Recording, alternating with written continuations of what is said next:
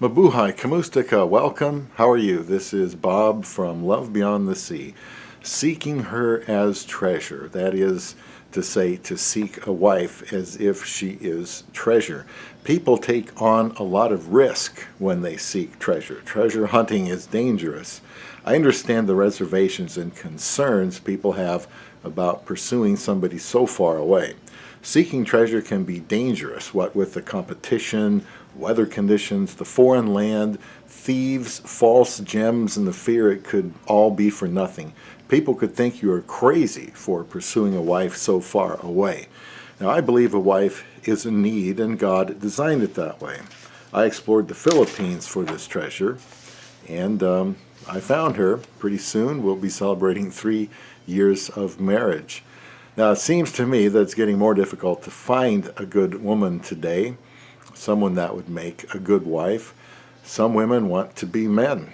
Traditional roles in marriage are scoffed at and ridiculed.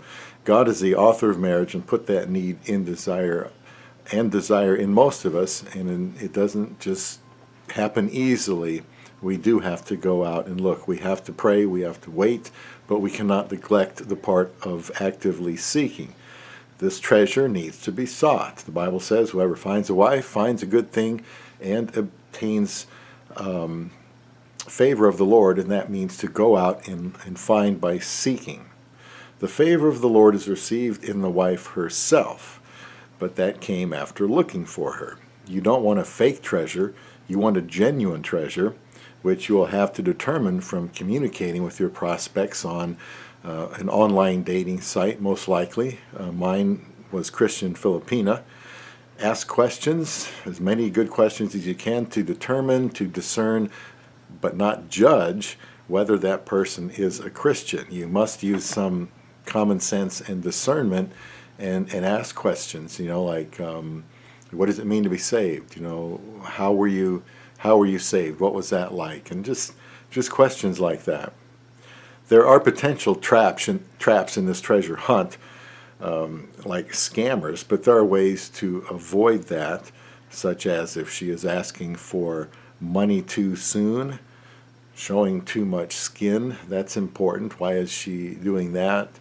Is that necessary? No.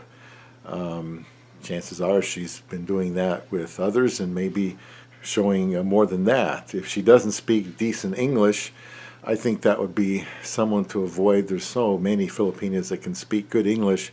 Why have a language barrier be part of that? That's just being practical, I think. If she's likes to drink or hang out in the bars, I would look somewhere else. If she has a history of being with a lot of guys, I would look somewhere else. I would find out if she's been working. If she has been working, then she's probably, her family's relying on her. She's probably responsible, and that's something that you would think she would be able to carry over here in the United States, as in my case, and my wife is doing that. Those are things to look for, but don't get caught up in sex talk. If there's, sex talk going on, just run the other way. Too many good Filipinas out there. There is competition, as many men from across the world are considering a Filipina to marry, but the good thing is there are a lot of Filipinas that want to get married. They are a treasure that wants to get found, but somebody has to go seek her and then propose to her and then marry her. There are times when an expedition turns up nothing. So that is a risk when looking for a wife, when looking for treasure. Sometimes you spend a lot of money doing that too. However, with the abundance of Filipinas who actually want a serious relationship with a foreigner, that is unlikely to happen if a foreigner really pursues a Filipina hard.